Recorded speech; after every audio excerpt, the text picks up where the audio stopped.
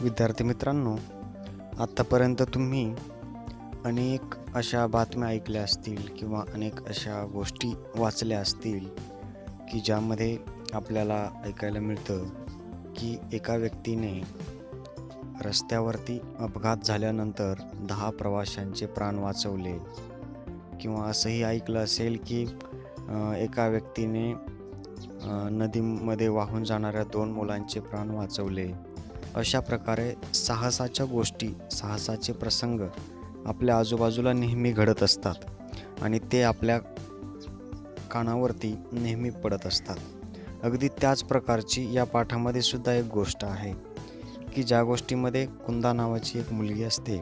ती मुलगी पोहण्यामध्ये खूप पटाईत असते. तिला खूप चांगल्या प्रकारे पोहायला यायचं. एक दिवस रविवारी कुंदा आणि तिच्या मैत्रिणी नदीच्या काठावरती खेळत होत्या आणि खेळत असताना इतक्यात एक रजिया नावाची लहान मुलगी असते. ती रजिया खेळता खेळता त्या पाण्यामध्ये पडते, नदीच्या पाण्यात ती पडते आणि सर्व मुले घाबरून जातात. सर्व मुले आरडाओरड करतात आणि कुंदा त्या नदीमध्ये उडी घेते आणि त्या रजियाचे प्राण कुंदा वाचवते. आणि कुंदाने जे काही धाडस दाखवलं त्या ठिकाणी, त्या झाडाचे कौतुक सर्व लोकांनी, सर्व गावातील लोकांनी केले. अशा प्रकारची एक खूप सुंदर गोष्ट आहे, ती आपण आज ह्या पाठामधून शिकणार आहोत. सर्वांनी पुस्तकामध्ये पाहायचं आहे. पावसाळ्याचे दिवस होते. झाडे, शेते सर्वच हिरवीगार झाली होती. सर्वत्र प्रसन्न वातावरण होते. गावातल्या सोना नदीला भरपूर पाणी आले होते. पावसामुळे नदीचा प्रवाह वाढत होता. पावसाळ्याचे दिवस होते. आता कसे दिवस आहेत तसेच पावसाळ्याचे दिवस सुद्धा होते आणि झाडे असतील, शेते असतील, सर्वच हिरवीगार झालेली होती. तुम्हाला माहिती आहे, आता पावसाळ्याचे दिवस असल्यामुळे आपल्याला सर्व झाडे हिरवीगार दिसतात, सर्व शेते हिरवीगार दिसतात. त्याचप्रमाणे तिथंसुद्धा सर्व शेते, झाडे हिरवीगार झालेली होती आणि अतिशय प्रसन्न वातावरण होतं. आणि त्याचवेळी गावातल्या सोना नदीला भरपूर पाणी आलेले होते. कुंदा ज्या गावामध्ये राहत होती त्या गावातील नदीला भरपूर पाणी आलेले होते. त्या नदीचं नाव काय होतं? सोना नदी. त्या सोना नदीला भरपूर पाणी आलं होतं आणि पावसामुळे नदीचा प्रवाह वाढत होता. प्रवाह म्हणजे काय? ओघ किंवा स्ट्रीम. पावसामुळे नदीचा प्रवाह जास्त वाढत होता.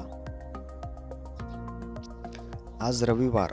कुंदाच्या शाळेला सुट्टी होती. सुट्टीचा दिवस असल्यामुळे कुंदा आणि तिच्या मैत्रिणी नदीच्या काठावर खेळायला गेल्या होत्या. कुंदा वयाच्या 8व्या वर्षीच पोहायला शिकली होती. आज रविवार होता. रविवारी सुट्टी असल्यामुळे काय करतो आपण? कुणी खेळतं, कुणी अभ्यास करतं, कुणी आपल्या पाहुण्यांच्या घरी जातं, कुणी मित्रांच्या घरी खेळण्यासाठी जातं. अगदी त्याचप्रमाणे कुंदाच्या शाळेला सुद्धा सुट्टी होती. त्यामुळे सुट्टीचा दिवस असल्यामुळे कुंदा आणि तिच्या मैत्रिणी खेळण्यासाठी नदीच्या काठावरती गेल्या होत्या आणि नदीच्या काठावरती खेळत असताना कुंदा ही ज्यावेळी तिचं वय 8 वर्षांचं होतं त्यावेळीच कुंदा पोहायला शिकलेली होती. पाहता पाहता ती पट्टीची जलतरणपटू बनली होती. नदीकाठच्या कडुनिंबाच्या मोठ्या झाडाखाली सगळ्या मैत्रिणी हसत बागडत खेळत होत्या. दूरवर शेतात शेतकरी व काही बायका कामात मग्न होत्या. कुंदा ज्यावेळी तिचं वय 8 वर्षे होतं त्यावेळीच ती पोहायला शिकलेली होती आणि पाहता पाहता ती पट्टीची जलतरणपटू बनली होती. पट्टीची जलतरणपटू म्हणजे काय? जलतरणपटू म्हणजे पोहणारी किंवा स्विमर असंही आपण त्याला म्हणतो.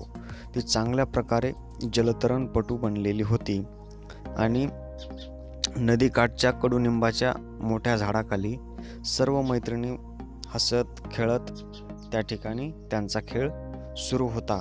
आणि तिथं जवळच शेतामध्ये काही शेतकरी आणि काही बायका कामामध्ये मग्न होत्या. ते त्यांचं शेतीचं काम त्या ठिकाणी करत होते. खेळता खेळता लहानगी रजिया व नीला नदीकडे केव्हा गेल्या ते कळलेच नाही. इकडे कुंदा व तिच्या मैत्रिणी खेळण्यात दंग होत्या. एवढ्यात नीलाचा मोठमोठ्याने रडण्याचा व ओरडण्याचा आवाज आला. चित्रामध्ये तुम्हाला दिसत असेल 3 मुली आहेत. ते सर्वजण खेळण्यात मग्न आहेत आणि शेजारीच त्यांच्या नदी वाहताना आपल्याला दिसत आहे. काय होतं, खेळता खेळता लहानगी रझिया व नीला नदीकडे केव्हा गेल्या ते कळलेच नाही. त्या ज्या मुली होत्या त्यामध्ये रझिया नावाची एक मुलगी होती आणि नीला नावाची एक मुलगी होती. त्या 2 मुली खेळता खेळता नदीच्या काठावरती कधी गेल्या हे ह्या खेळणाऱ्या मुलींना कळलंच नाही. आणि इकडे कुंदा आणि तिच्या मैत्रिणी खेळण्यामध्ये दंग होत्या. दंग असणे म्हणजे काय, मग्न असणे किंवा कामामध्ये गुंतून जाणे. आणि खेळता खेळता त्या 2 मुली नदीच्या कडेला कधी गेल्या हे कुंदाला आणि तिच्या मैत्रिणींना समजलंच नाही. एवढ्यात नीलाचा मोठमोठ्याने रडण्याचा व ओरडण्याचा आवाज आला. नदीच्या काठावरती कोण कोण गेलं होतं खेळता खेळता? नीला आणि रझिया. तेवढ्यात काय होतं, नीलाचा मोठमोठ्याने रडण्याचा आणि ओरडण्याचा आवाज कुंदाच्या कानावरती पडतो. नीला मोठमोठ्याने ओरडत होती की धावा धावा, लवकर या, रझिया पाण्यात पडली, कुणीतरी वाचवा हो. ही हाक कुंदाच्या कानावर पडल्याबरोबर ती धावतच नदी किनारी पोहोचली. नीलाचा जोरजोरात ओरडण्याचा आवाज कुंदाच्या कानावरती पडला. नीला जोरजोरात ओरडत होती की धावा धावा, लवकर या, रझिया पाण्यात पडली, कुणीतरी वाचवा हो. असं नीला मोठमोठ्याने ओरडत होती. आणि ही हाक ज्यावेळी कुंदाच्या कानावरती पडते त्यावेळी कुंदा धावतच नदी किनारी जाऊन पोहोचते. आजूबाजूचे लोक आवाज ऐकून नदीकडे धावू लागले. मुलींचा गलका वाढला होता. कुंदा धावत येऊन काठावर क्षणभर उभी राहिली. रझिया पाण्यात गटांगळ्या खात पाण्याच्या प्रवाहाबरोबर पुढे पुढे वाहत चालली होती. नीलाचा ओरडण्याचा आवाज ऐकून आजूबाजूला जे काही लोक शेतामध्ये काम करत होती ती सगळी नीलाचा आवाज ऐकून नदीकडे धावू लागले. आणि ज्या काही मुली नदीच्या काठावरती खेळत होत्या त्यांचा गलका वाढलेला होता. गलका म्हणजे काय, कोलाहल किंवा गोंधळ. त्या मुलींचा गलका वाढलेला होता. कुंदा धावतच येऊन काठावर क्षणभर उभी राहिली. त्यानंतर कुंदा धावत आली आणि काठावरती येऊन क्षणभर उभी राहिली आणि तिने बघितलं की रझिया पाण्याच्या प्रवाहात गटांगळ्या खात पुढे पुढे वाहत चाललेली होती. तुम्हाला चित्रामध्ये दिसत असेल की झाडाखाली काही मुली उभ्या आहेत आणि त्यांच्या बाजूलाच शेतामध्ये काम करणारी माणसे नदीच्या काठावरती येऊन उभी राहिलेली आहेत. आणि पाण्यामध्ये कुंदा रझियाला वाचवताना आपल्याला दिसत आहे. कुंदाने क्षणात नदीच्या पात्रात उडी घेतली व सरसर पोहत रझियाच्या दिशेने निघाली. तोवर आजूबाजूचे लोक जमा झाले. नंतर कुंदाने काहीही विचार न करता तिने क्षणात नदीच्या पात्रामध्ये उडी घेतली आणि सरसर पोहत ती रझियाच्या दिशेने निघाली.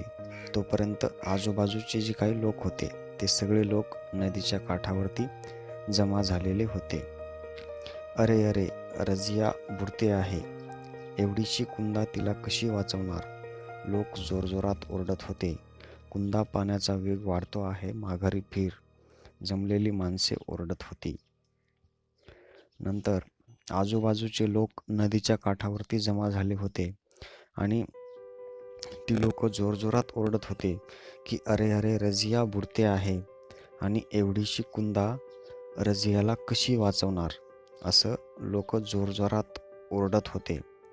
आणि कुंदाला असं म्हणत होते की कुंदा, पाण्याचा वेग वाढतो आहे, माघारी फिर, असं जमलेली माणसे कुंदाला ओरडत होती. कुंदाला फक्त रजिया दिसत होती. कसेही करून तिला वाचवायचे एवढाच विचार तिच्या मनात होता.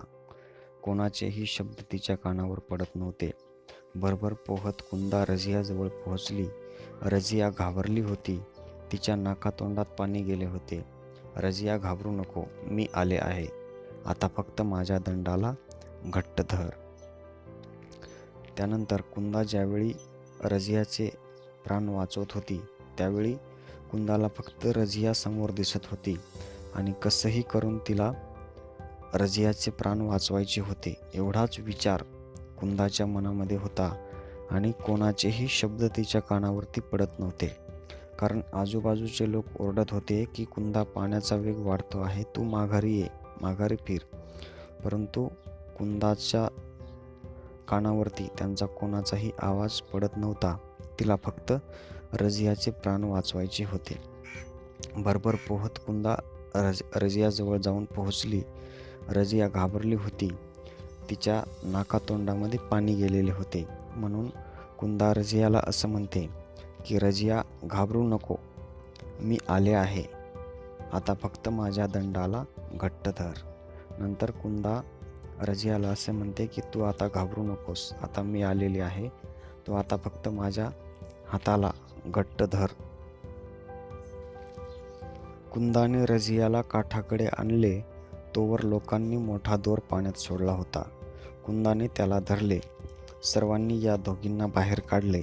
ही बातमी गावभर पसरली. नंतर कुंदाने रजियाला नदीच्या काठावरती आणले. तोपर्यंत लोकांनी काय केलं होतं, एक मोठा दोर पाण्यामध्ये सोडलेला होता. आणि कुंदाने काय केलं, त्या दोराला कुंदाने घट्ट धरलं आणि सर्वांनी कुंदा आणि रजिया या दोघींनाही पाण्याच्या बाहेर काढले. आणि ही बातमी त्यांच्या संपूर्ण गावामध्ये भरभर पसरली होती. Next page. ही बातमी रजियाच्या घरीही पोहोचली. तिची आई धावत आली. त्या दोघी सुखरूप पाहून तिने दोघींना घट्ट कवटाळले. तिच्या डोळ्यातून आनंदाश्रू वाहू लागले. कुंदा, आज तुझ्यामुळेच माझ्या रजियाचा जीव वाचला.